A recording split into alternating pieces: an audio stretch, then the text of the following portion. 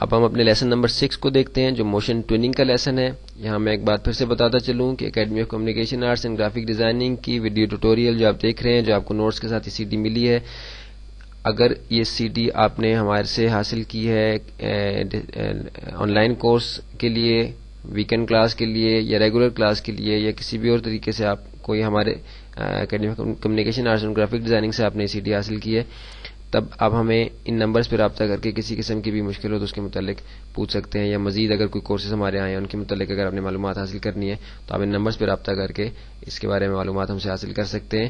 اور اگر یہ سی ڈی آپ نے مارکیٹ سے لی ہے، جو کہ اگر پائریسی کے ذریعے سے مارکیٹ میں کم قیمت پہ فروخت ہو رہی ہے، تب بھی آپ ان نمبرز پہ رابطہ کر کے ہم سے مزید تفصیل حاصل کر سکتے ہیں کہ اگر آپ یہ کورس کرنا چاہتے ہیں، سرٹیفکیٹ لے کے پروجیکٹس وغیرہ ہمیں آپ آن لائن یا سی ڈی کے ذریعے سے بائی پوسٹ ہمیں کوریئر کے ذریعے سے بھیج کے چیک کرا کے سرٹیفکیٹ لینا چاہتے ہیں تو اس کا کیا طریقہ ہے. اب ہم آتے ہیں اپنے لیسن کی طرف. اینیمیشن کی بیسکس کو سمجھنے کے لیے جو کانسیپٹ تھے جن کو کلیئر کرنا تھا، ان کو الگ الگ حصوں میں ڈیوائڈ کر کے 4 الگ لیسنز بنا دیے گئے. لیسن نمبر 4 اینیمیشن بیسکس کا، lesson number 5 frame by frame animation کا، اور لیسن نمبر 6 موشن ٹوننگ کا، اور لیسن نمبر 7 شیپ ٹوننگ کا، تاکہ اینیمیشن کے کانسیپٹ کو ہم اچھی طرح سے سمجھ سکیں. ابھی ہم دیکھیں گے کہ لیسن نمبر 5 کے اندر جو فریم بائی فریم اینیمیشن ہم نے بنائی تھی، جس میں ہم نے ایک سرکل اور ایک اسکوئر کو ہم نے موو کیا تھا اپنے اسٹیج کے اوپر فریم بائی فریم اینیمیشن کے ذریعے سے، جس میں ہم نے F6 کی کمانڈ جو کہ کی فریم کی تھی اور F7 بلینک کی فریم کی تھی، اس کے ذریعے سے ہم نے اینیمیشن اپنی بنائی تھی. سرکل ہم نے F7 کے ذریعے سے بلینک کی فریم پہ دوبارہ ڈرا کر کے ہم آگے چلے تھے. F6 پہ ہم نے کی فریم کے ذریعے سے اسی اسکوئر کی ویلیو کو لے کے آگے موو کر کے اس سے ہم نے اس کو اینیمیٹ کیا تھا اپنے اسٹیج کے اوپر. انٹر کے ذریعے سے اسٹیج کے اوپر مووی کو ہم نے ٹیسٹ کیا تھا، اور کنٹرول انٹر کے ذریعے سے ہم نے فلیش پلیئر کے اندر اس کی جو اینیمیشن تھی اس کو چلا کے اپنا پلے کر کے دیکھا تھا. ابھی میں دوبارہ سے اپنے اسی اسٹیج پہ آ جاتا ہوں کہ جو میں نے پہلے سے بنایا تھا، اور اس میں ہم نے لیسن نمبر 5 کی جو ہے وہ آخری ایکسرسائز کی ہے. اس میں انٹر کے ذریعے سے پھر سے اس کو اینیمیٹ کر کے آپ کو دکھاؤں گا کہ دیکھیے کہ کس طرح یہ سرکل ریکٹینگل جو ہے ہمارا اسکوئر جو ہے یہ یہاں موو کر رہا تھا.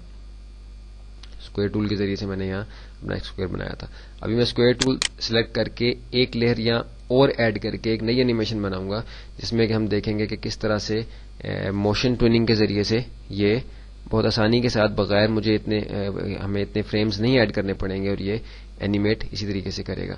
ابھی میں اپنی اس لیئر کو یہاں آف کر دیتا ہوں تاکہ یہ لیئر اسٹیج سے غائب ہو جائے اور میں آسانی کے ساتھ بغیر کسی ڈسٹربنس کے اپنی لیئر نمبر 2 کے اوپر کام کر سکوں اور یہی اینیمیشن جو ہے وہ دوبارہ سے بنا سکوں. سارے فریم میں نے سلیکٹ کر کے 2 دفعہ ڈیلیٹ کے ذریعے سے اس کی ویلیو کو ختم کر دیا تاکہ میں دوبارہ سے یہاں اپنی اینیمیشن کو شروع سے بنا سکوں. F5 کے ذریعے سے رائٹ کلک کر کے انسرٹ فریم جو ہے میں نے یہاں ایک فریم ایڈ کر لیا اپنی ٹائم لائن کے اوپر تاکہ میں اپنی ڈرائنگ یہاں بنا سکوں.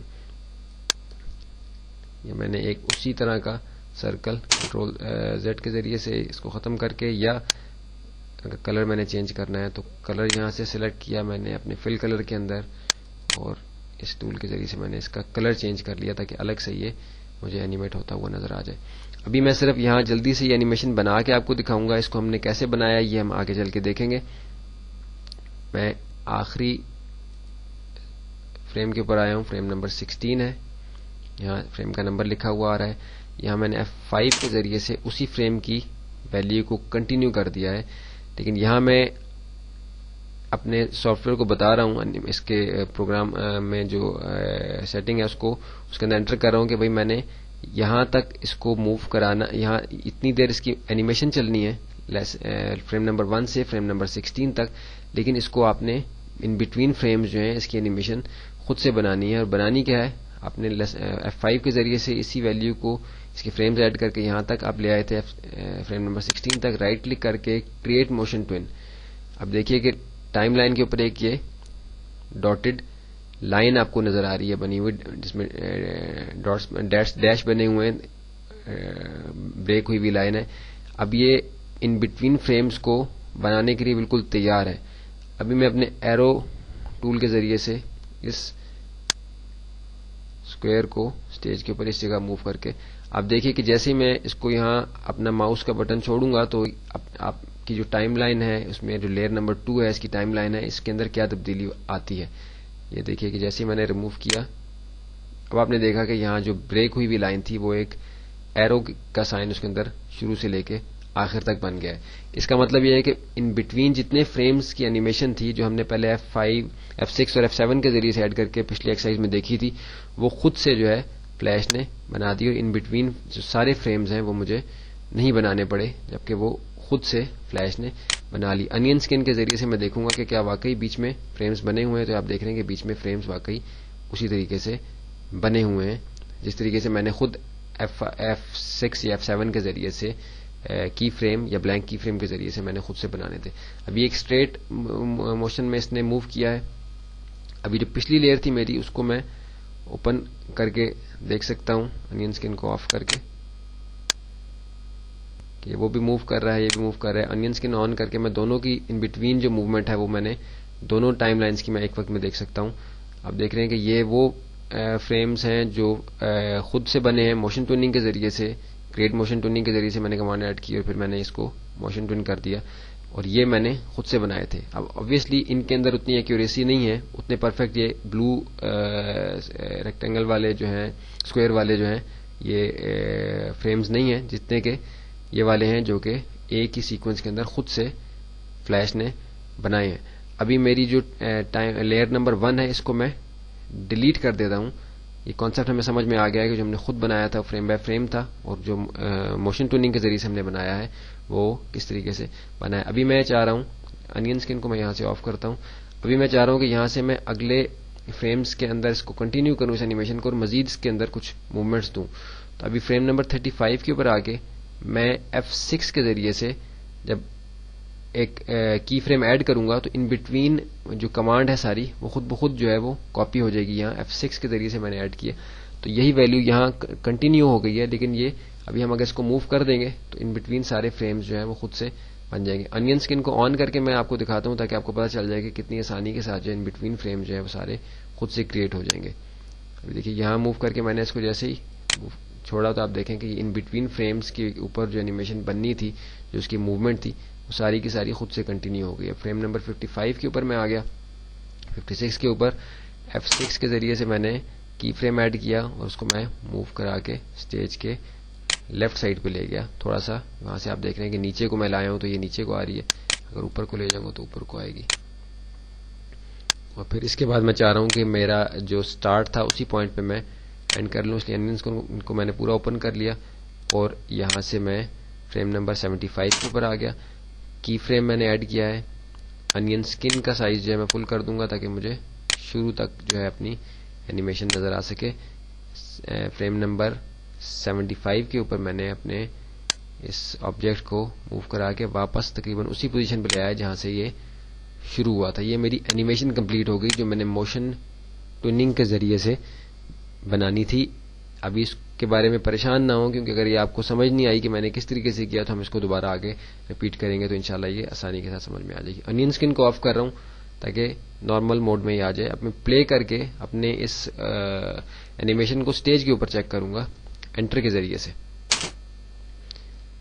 آپ دیکھ رہے ہیں کہ یہ اینیمیٹ ہو رہا ہے جبکہ مجھے بیچ میں فریمز الگ سے نہیں بنانے پڑے. کنٹرول انٹر کے ذریعے سے ابھی پلیئر کے اندر میں فلیش پلیئر کے اندر اس مووی کو اپنی اینیمیشن کو جو ہے وہ ٹیسٹ کر کے دیکھتا ہوں کہ یہ کس طرح سے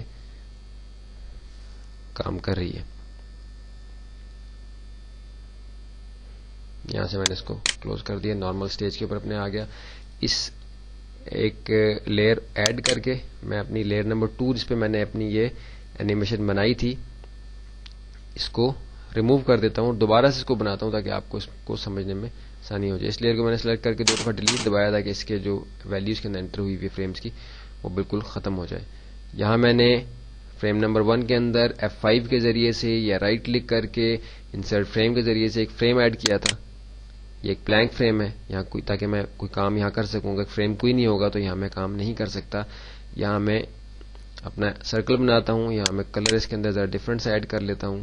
گرین کلر میں نے گرین گریڈینٹ کلر میں نے یہاں فل کر لیا اس کے اندر, اور یہاں میں نے اپنا سرکل بنا دیا.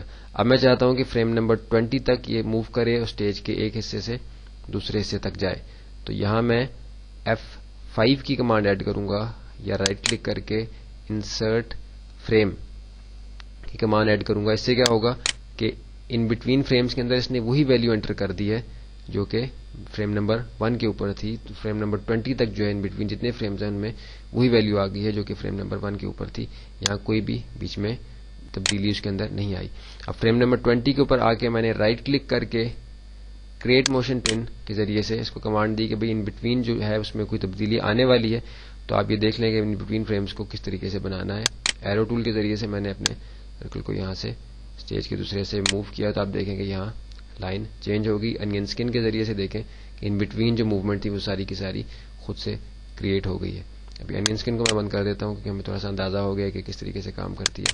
فریم نمبر 40 پہ میں چلا گیا، وہاں میں نے اب F6 کے ذریعے سے انسرٹ کی فریم کی جو کمانڈ ہے F6 کی، اس کے ذریعے سے میں نے جب فریم ایڈ کیا تو ان بٹوین وہی کمانڈ جو پیچھے ایڈ ہوئی ہوئی تھی وہی آگے آ گئی. بس میں نے اس کو اگلی جو آخری فریم ہے فریم نمبر 40 اس پہ obviously میں نے اس کی پوزیشن یہی نہیں رکھنی جو فریم نمبر 20 کے اوپر تھی. اس کی پوزیشن میں چاہ رہا ہوں کہ یہ یہاں نیچے آ جائے.